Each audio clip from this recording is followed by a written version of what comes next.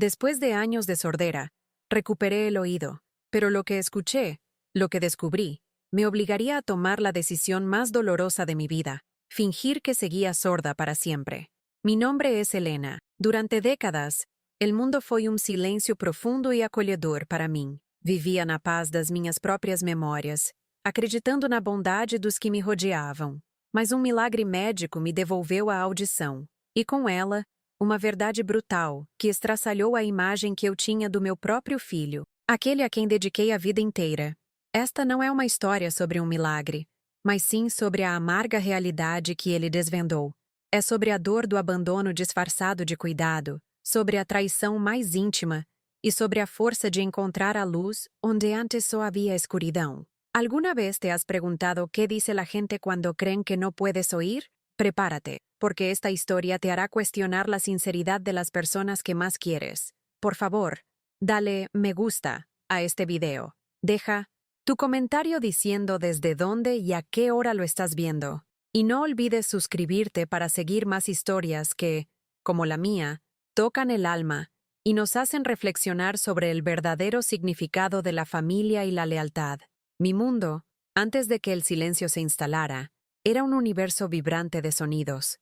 Recuerdo el silbido del viento entre los árboles de la granja de mis padres, el alegre croar de las ranas en las noches de lluvia, la estridente melodía del gallo al amanecer. Mi padre, un hombre de manos callosas y corazón gigante, cantaba mientras ordeñaba las vacas, y la voz de mi madre, suave como una canción de cuna, me arrullaba en noches de fiebre. Esos recuerdos, cristalinos y llenos de afecto, fueron los últimos sonidos que escuché antes de que la niebla de la sordera comenzara a envolverme, alrededor de mis 20 años.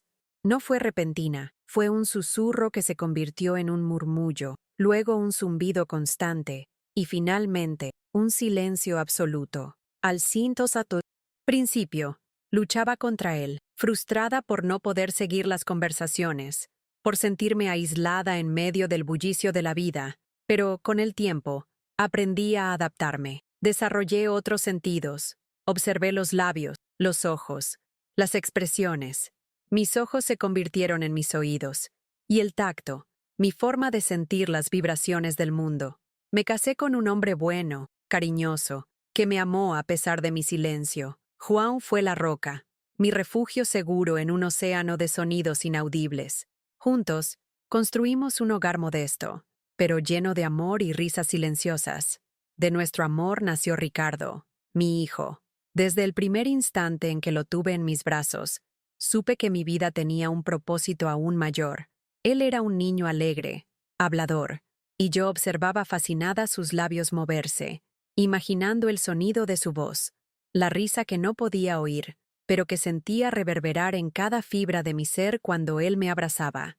Aprendí a escuchar con los ojos, a descifrar sus estados de ánimo, sus alegrías y tristezas, solo con mirarlo. Recuerdo pasar horas sentada en la sala de estar, sintiendo la vibración del suelo cuando él corría, o viendo la forma en que sus ojos brillaban cuando me contaba algo con las manos y la expresión. Juan, mi amado esposo, falleció cuando Ricardo aún era adolescente, dejando un vacío inmenso y un silencio aún más profundo en mi vida. Fue un golpe duro, pero yo tenía a Ricardo. Él era mi todo. Para criarlo, trabajé incansablemente como costurera en casa. Mis dedos, hábiles y rápidos, cosían prendas para todo el vecindario. Yo sentía la trama de las telas, el deslizamiento de la aguja, y cada puntada era un acto de amor y sacrificio por mi hijo. Muchas noches, la luz tenue de la lámpara era mi única compañía, y el ritmo de la máquina de coser era la única música que llenaba el ambiente. Ricardo, al crecer, siempre pareció comprender mi condición. Aprendió a comunicarse conmigo pacientemente, hablaba despacio, articulaba bien las palabras y, muchas veces gesticulaba para asegurarse de que yo entendiera. Me sentía orgullosa de él, de su dedicación, de la forma en que me protegía y me incluía en todo. Él era un buen hijo, pensaba. Mi corazón rebosaba de orgullo. Creía firmemente que nuestra conexión era inquebrantable, forjada en la adversidad de mi silencio y en la fuerza de nuestro amor. Él era mis oídos en el mundo, mi voz cuando no podía hablar por mí misma. Confiaba en él ciegamente, sin una pizca de duda sobre su lealtad. Recuerdo una vez, cuando necesité firmar unos papeles importantes para la venta de un pequeño terreno que mi padre me había dejado. Ricardo fue quien me leyó todos los documentos, explicándome cada cláusula, asegurándose de que yo entendiera. Yo no podía leer labialmente todo aquello, así que confié en él para que fuera mis ojos y mi voz. Parecía tan atento, tan preocupado por mi bienestar. Esa fue la primera sutil grieta, el inicio casi imperceptible de una fisura que yo no veía, pero que comenzaba a formarse bajo la superficie de nuestra relación, un presagio de una traición que estaba siendo tejida en secreto, así como yo cosía mis ropas. La ceguera de la confianza, combinada con la sordera real, me impedía ver las primeras señales. La vida siguió su curso, y con ella, mi silencio se hizo más pesado, más opresivo. Ricardo creció, se casó y tuvo sus propios hijos, mis nietos. Me llenaba de alegría ver la familia crecer, aunque el bullicio de sus risas y conversaciones me llegara solo como vibraciones distantes, como sombras de sonidos que bailaban alrededor sin alcanzarme. Ricardo, con el paso de los años, empezó a cambiar, sutilmente al principio, casi imperceptiblemente. Sus visitas se hicieron menos frecuentes, sus llamadas más breves, y su voz, aunque yo no pudiera oírla, parecía adquirir un tono de impaciencia, de deber cumplido más que de afecto genuino. Yo lo sentía en la forma en que movía los labios rápidamente, en los suspiros que yo intuía antes de que mi nuera, Carla, se apresurara a interpretar lo que él había dicho. Carla era una mujer con una sonrisa forzada y unos ojos fríos. Siempre me trató con una cortesía distante, una especie de piedad disimulada. Yo notaba cómo a veces me ignoraba por completo, hablando con Ricardo como si yo no estuviera presente, o riendo de chistes que yo no podía oír, sin el menor esfuerzo por incluirme. La soledad, que antes era una compañera silenciosa, comenzó a transformarse en un dolor punzante. Los días se alargaban, y las horas que pasaba sola en mi pequeña casa se hacían eternas. Ricardo se encargaba de mis finanzas, de la casa, de mis citas médicas. Yo confiaba plenamente en él. Le había dado poder para manejar mi pensión y el poco dinero que me quedaba de las ventas ocasionales de costura. Él siempre me decía que todo estaba en orden, que no me preocupara por nada. Y yo, en mi burbuja de silencio, le creía. Un día, recibí una carta del banco, algo inusual ya que Ricardo siempre se encargaba de todo. Le pregunté a él sobre la carta, y él, con una prisa sospechosa, la tomó de mis manos diciendo que no era nada importante, solo papeleo viejo. Esa fue la primera punzada de inquietud, un pequeño grano de arena en el engranaje perfecto de mi confianza. Pero lo dejé pasar. Después de todo, era mi hijo. ¿Cómo iba a dudar de él? La verdadera escalada del dolor comenzó cuando mi salud empezó a flaquear. Mis piernas ya no respondían como antes, y los dolores en la espalda se volvieron constantes. Necesitaba más ayuda, más atención. Fue entonces cuando Ricardo y Carla propusieron que me mudara con ellos. Al principio, me sentía aliviada, incluso feliz. Pensé que sería el fin de mi soledad, la oportunidad de estar más cerca de mis nietos. Pero pronto, la realidad golpeó con la fuerza de un martillo. En su casa no era una madre, ni siquiera una abuela, era una carga. Me asignaron la habitación más pequeña, en la parte de atrás de la casa, lejos de las áreas comunes. Las comidas se servían a destiempo para mí, o a veces me dejaban un plato frío en la cocina. El contacto se redujo a lo mínimo indispensable. Las únicas palabras que Ricardo me hablaba eran cuando necesitaba mi firma para algún documento, o para decirme que no me preocupara por esto o aquello. Veía sus labios moverse, sus expresiones de hastío, de impaciencia. Carla, por su parte, ni siquiera intentaba disimular su molestia. A menudo la veía susurrar a sus hijos, mis nietos, y ellos me miraban con una mezcla de curiosidad y desinterés, sin el brillo en los ojos que antes tenían. Mis nietos, a quienes amaba con todo mi corazón, se distanciaron, influenciados por la actitud de sus padres. El silencio de mi mundo se tornó un eco de su desinterés. La soledad se volvió un grito ahogado. Sentía que era un mueble en su casa, una presencia incómoda que esperaban que desapareciera. Las largas horas pasadas en mi habitación, mirando por la ventana el ir y venir de la gente, me consumían. Recordaba las promesas de Ricardo, las palabras de amor y gratitud que él me había dicho cuando era niño, y no podía conciliar esas memorias con el trato gélido que recibía ahora.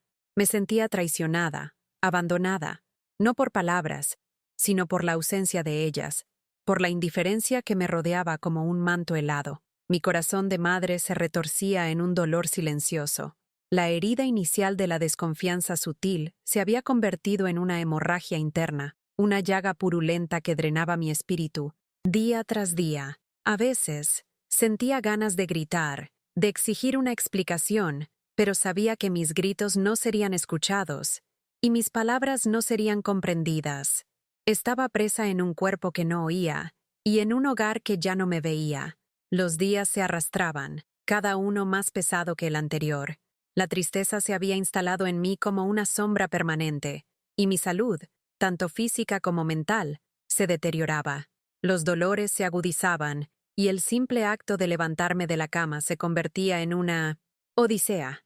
Ricardo y Carla apenas reparaban en mi empeoramiento. Sus vidas giraban en torno a sus propias ocupaciones, sus viajes y sus gastos, mientras yo me marchitaba en mi habitación, olvidada. Fue un martes por la tarde, un día tan gris como mi estado de ánimo, cuando el destino decidió intervenir. Yo estaba en mi habitación, intentando ordenar unos viejos álbumes de fotos que me traían recuerdos de tiempos más felices. Encontré una pequeña caja de madera que contenía las pocas pertenencias de mi difunto esposo, Juan. Dentro, entre sus cartas y algunos objetos personales, había una pila de papeles que no reconocí. Eran documentos bancarios. Al principio, pensé en dárselos a Ricardo, como hacía con todo lo que implicaba cifras y papeleo. Pero algo me detuvo. Quizás fue la intuición o la creciente desconfianza que había germinado en mi corazón. Con la lupa que usaba para mis costuras, empecé a examinar los papeles, las fechas, las cantidades, los nombres. Mis ojos, entrenados para captar los más mínimos detalles, comenzaron a descifrar la letra pequeña y los números. Eran extractos de cuentas bancarias, mis cuentas. Y lo que vi me heló la sangre. Había transferencias recurrentes de mi pensión a una cuenta desconocida, pagos de facturas que no reconocía.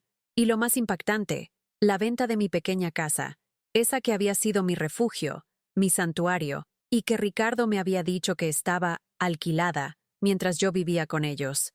La fecha de la venta era anterior a mi mudanza. Él me había mentido.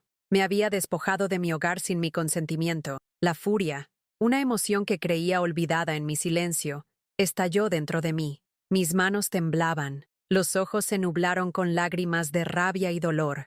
Ricardo no solo me había abandonado emocionalmente, sino que me había robado, me había dejado sin nada, con la excusa de cuidarme en su casa, cuando en realidad yo era una inquilina sin derechos, una carga de la cual se había aprovechado. En medio de mi desesperación, recordé un nombre que aparecía en algunos de los documentos: Dr. Almeida. Era un médico especialista en otorrino, conocido por sus investigaciones pioneras en implantes cocleares. Recordé que, hacía años, un amigo de la familia me había hablado de él, pero yo había desestimado la idea, resignada a mi sordera. Ahora, una chispa de esperanza, teñida de una desesperada necesidad de entender y de recuperar mi voz, literal y figurativamente, se encendió en mí. Si yo pudiera oír, podría confrontar a Ricardo. Podría defenderme, no para castigarlo, no en ese momento, sino para entender, para exigir la verdad. Me aferré a esa idea con una fuerza inquebrantable, a escondidas de Ricardo y Carla, que apenas reparaban en mi presencia. Comencé a planear. Con la ayuda de una vecina que a veces venía a charlar conmigo usando lenguaje de señas, logré contactar al consultorio del doctor Almeida. Tardé días, usando billetes escondidos que había guardado de mis antiguas costuras, para pedirle a mi vecina que me acompañara a la primera consulta. Le pedí que no le dijera nada a Ricardo, diciéndole que era una sorpresa para todos. La mujer, compadeciéndose de mi situación, accedió a ayudarme. El día de la consulta llegó. El doctor Almeida, un hombre mayor de voz serena y ojos amables, me examinó con detenimiento. Sus gestos eran claros, sus explicaciones precisas, y supo comunicarse conmigo de manera que entendí cada paso. Me habló del implante coclear, de las posibilidades, de los riesgos. Era un procedimiento complejo, pero ofrecía la esperanza de recuperar la audición. La decisión fue instantánea. No había nada que perder y todo por ganar. No era solo la posibilidad de oír, sino la de recuperar mi dignidad, de salir de esta prisión de silencio y engaño. La tensión en mi interior crecía. No sabía qué encontraría al recuperar el oído. ¿Escucharía palabras de arrepentimiento? ¿O confirmaría mis peores temores? Lo único que sabía es que, por primera vez en mucho tiempo, tenía un propósito, una dirección. La operación se programó para unas semanas después. Mantuve el secreto con una disciplina férrea. Observaba a Ricardo y Carla, sus expresiones, sus movimientos. Ahora, con un nuevo par de ojos, los de mi corazón engañado, veía las cosas de manera diferente. La forma en que Ricardo me evitaba, los susurros de Carla que no conseguía descifrar, pero cuya entonación transmitía desprecio. Todo encajaba. La verdad estaba ahí, ante mis ojos. Y pronto, estaría ante mis oídos. El tiempo hasta la operación se volvió una agonía de anticipación y miedo, una espera tensa por una revelación que prometía cambiarlo todo. El día de la operación llegó como un amanecer largamente esperado después de una noche interminable. La recuperación fue gradual y dolorosa, pero cada nuevo sonido que mi cerebro procesaba era un milagro. Al principio, era un caos de ruidos indistinguibles. El zumbido de las luces fluorescentes, el chirrido de las ruedas de una camilla, las voces distorsionadas del personal del hospital. Pero con cada día, mi oído se agudizaba, mi cerebro se adaptaba, y el mundo silencioso que conocía comenzó a revelar su sinfonía oculta. El día en que mis vendajes fueron removidos por completo y el implante fue activado, el doctor Almeida pronunció mi nombre. Elena, dijo, y la claridad de su voz me conmovió hasta las lágrimas. Era una voz suave, profesional. Después de años de leer labios, escuchar su voz fue como nacer de nuevo. Regresé a casa con la excusa de que necesitaba más reposo, y Ricardo y Carla, aliviados de que la carga estuviera de vuelta en su lugar, no hicieron preguntas. Pero yo ya no era la misma Elena. Era una espía en mi propio hogar. Mantuve mi sordera como un escudo, una herramienta para desenmascarar la verdad. Cada palabra pronunciada en mi presencia, cada susurro, cada risa contenía ahora un significado, y lo que escuché me rompió el corazón una y otra vez, confirmando mis peores sospechas. Una tarde, mientras estaba durmiendo en mi habitación, escuché a Ricardo y Carla discutir en la sala. Sus voces eran bajas al principio, pero la frustración los hizo elevar el tono. «Ya te dije, Ricardo», exclamó Carla, con un matiz de impaciencia que ahora sí podía percibir. «El dinero no va a durar para siempre. Mamá Elena es una boca más que alimentar». «Lo sé, Carla, lo sé», respondió Ricardo, su voz tensa. «Pero es mi madre. No puedo simplemente deshacerme de ella. ¿Y qué esperas? ¿Que se quede aquí hasta que nos consuma todos nuestros ahorros?», replicó ella, y escuché el sonido de algo golpeando la mesa, quizás una mano frustrada. «Ya vendimos su casa. ¿Qué más quieres que haga? No podemos seguir con esta farsa». La palabra farsa resonó en mis oídos como un trueno. Hablaban de mí como si fuera un estorbo, un problema a resolver. Escuché cómo planificaban deshacerse de mí, enviarme a un asilo de ancianos, uno de esos lugares baratos donde la gente desaparece. También escuché cómo se jactaban de la venta de mi casa, de cómo habían falsificado mi firma en los documentos. Sentí un escalofrío. No era solo abandono, era un crimen. Cada palabra era un puñal, cada risa, un golpe. Esperé el momento oportuno. Había recopilado más pruebas en silencio. Conversaciones sobre el dinero de mi pensión desviado, planes para manipularme y obligarme a firmar más documentos. Mi alma clamaba por justicia. El día de la confrontación llegó en una cena, familiar, como solían llamarlas, donde el silencio y la indiferencia eran los platos principales. Ricardo, Carla y mis nietos estaban sentados a la mesa, hablando animadamente de sus planes de vacaciones, ignorando mi presencia. Yo fingía comer, observando cada uno de sus movimientos. De repente, dejé caer mi tenedor con un ruido metálico que resonó en el silencio que se hizo en la mesa. Todos me miraron. Ricardo, con una expresión de leve irritación, se preparó para hablarme despacio, gesticulando. ¿Sucede algo, mamá?, dijo articulando exageradamente. Lo miré a los ojos. Mi voz, aunque ligeramente ronca por la falta de uso y la emoción, fue clara y firme. Sí, Ricardo, dije, y el sonido de mis propias palabras en el aire fue un eco de mi recién descubierta libertad. Sucede que no soy sorda, y he escuchado cada palabra. El silencio que siguió fue atronador. Ricardo y Carla se quedaron petrificados, sus caras pálidas como la cera. Mis nietos, con los ojos muy abiertos, observaban la escena. ¿Qué dices, mamá?, logró balbucear.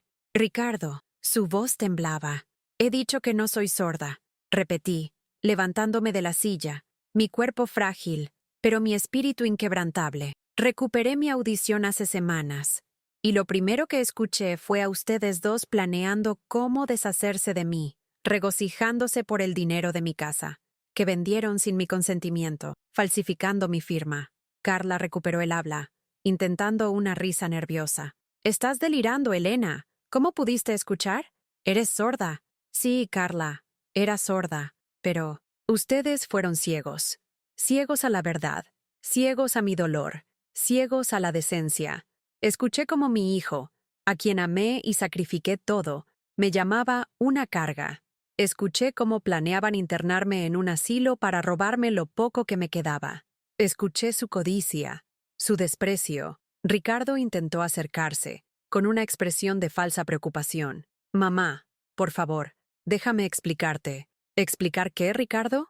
Lo interrumpí, mi voz adquiriendo una fuerza que ni yo misma sabía que tenía. ¿Explicar? ¿Cómo me engañaste durante años? ¿Cómo aprovechaste mi condición para despojarme de mis bienes, de mi dignidad? ¿Cómo me abandonaste en vida? Saqué de mi bolsillo los documentos que había encontrado, los extractos bancarios, los papeles de la venta de la casa, los tiré sobre la mesa. Aquí está la verdad, Ricardo. Las pruebas de tu traición. No necesito tus palabras. Mis oídos, que ahora me sirven, ya escucharon suficiente.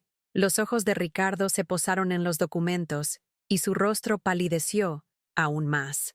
Carla, furiosa, se levantó. «Esto es una locura. No puedes hacer esto». «Puedo, Carla», dije, sintiendo una oleada de alivio y poder. «Y lo haré.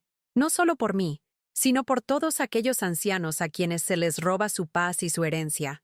He aguantado en silencio por demasiado tiempo, pero el silencio ha terminado, y con él, su farsa.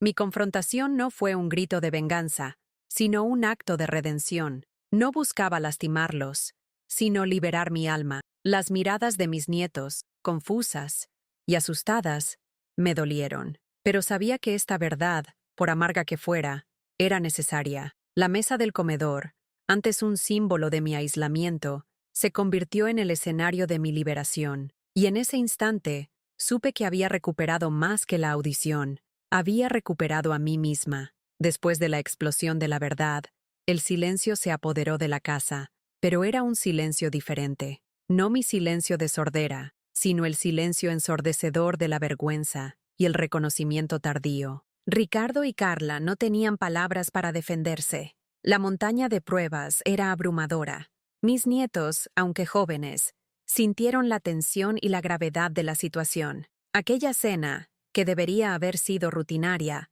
se convirtió en el fin de una era de engaño y el comienzo de mi liberación. En los días que siguieron, la casa fue escenario de una guerra fría. Intentaron convencerme de que estaba equivocada, que era un malentendido, pero yo era inquebrantable. Mi voz, ahora audible para mí misma, y para ellos, llevaba la fuerza de años de silencio y sufrimiento. Con la ayuda de aquella misma vecina que me ayudó a contactar al médico, y que ahora se revelaba como una verdadera amiga, busqué un abogado. Presenté todas las pruebas, los documentos bancarios, los extractos, las conversaciones que había escuchado en mi estado de fingida sordera. El proceso fue doloroso, prolongado, pero necesario. Ricardo y Carla se vieron obligados a enfrentar las consecuencias de sus actos. No busqué la cárcel, sino la justicia material y la reparación moral. Mi objetivo no era la venganza, sino la recuperación de lo que me fue robado y, más importante, de mi dignidad. Logramos recuperar parte del valor de mi casa y asegurar que mi pensión fuera transferida a una cuenta bajo mi control exclusivo. La relación con Ricardo y Carla, como era de esperar, se cortó. El dolor de perder un hijo en vida es indescriptible, pero el dolor de vivir con una mentira habría sido aún mayor. Con lo poco que recuperé y el apoyo de mi vecina, que se convirtió en una verdadera hija para mí, encontré un pequeño apartamento, modesto pero mío. En él hay una ventana que da a un jardín público. En los primeros días, pasaba horas sentada allí, con una taza de té en las manos, simplemente escuchando el canto de los pájaros, la risa de los niños jugando, el murmullo del viento en los árboles. Cada sonido era una melodía de libertad. No era solo el sonido del mundo, era el sonido de mi nueva vida. Aprendí que el mayor silencio no es el que priva los oídos, sino el que ahoga la verdad en el corazón. La sordera física me dio una paz ilusoria, una burbuja de protección contra la maldad humana, pero la recuperación de la audición, aunque desveló un dolor profundo, me dio la oportunidad de levantarme, de reencontrarme. Percibí que el abandono no se manifiesta solo en la ausencia física, sino en la ausencia de empatía, de respeto, de amor genuino. Mi historia es un recordatorio de que la verdad, por dura que sea, siempre encuentra un camino para ser revelada, y que la capacidad de perdonar, no a los demás, sino a uno mismo por haber confiado demasiado, es la clave para la verdadera libertad. Me perdoné por haber sido ciega a la codicia, por haberme entregado a la fe ciega en mi hijo.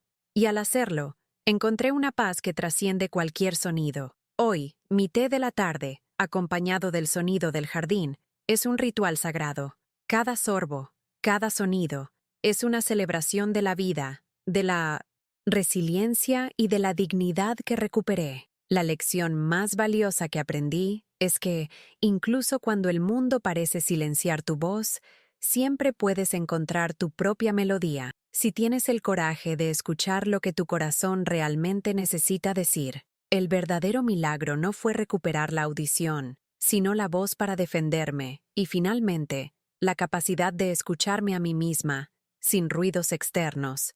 Si mi historia tocó tu corazón, si sentiste el dolor y la esperanza de Elena, por favor, dale me gusta a este video, comenta abajo cuál fue la parte que más te emocionó y comparte con alguien que necesite escuchar un mensaje de fuerza. No olvides suscribirte al canal y activar las notificaciones para no perderte las próximas historias que, como la de Elena, nos recuerdan la fuerza del espíritu humano. Tu participación nos ayuda a seguir contando estas narrativas que transforman.